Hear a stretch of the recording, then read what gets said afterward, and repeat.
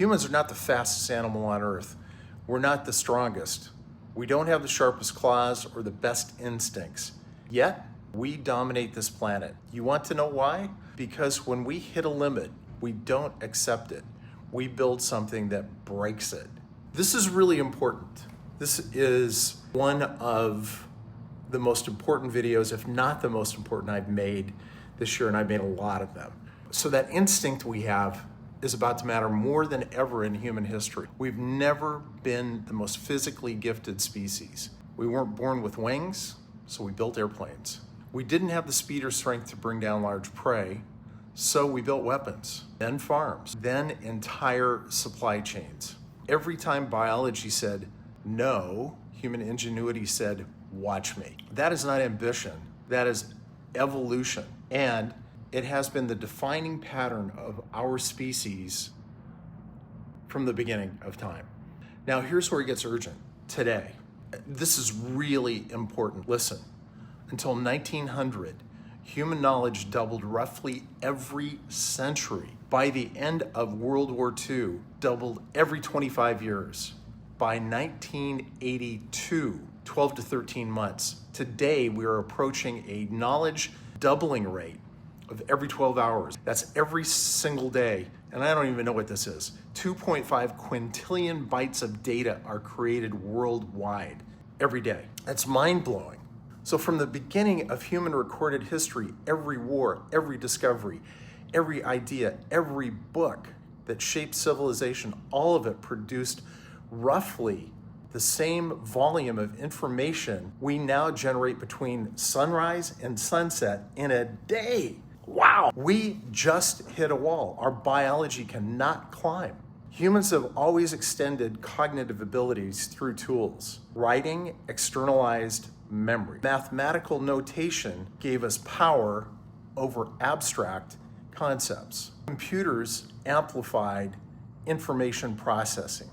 Each tool emerged at exactly the same moment of our biological limits when they could no longer meet the demands of the world we're living in. Nobody's touched this point about AI, and this is coming up.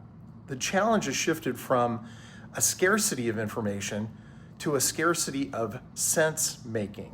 And no human brain, no matter how sharp, how educated, how experienced, was built to process what is coming at us right now. This is not a crisis. This is a call. AI is not a threat to human intelligence. It is the next tool we built when the volume of information finally exceeded what our minds could handle alone.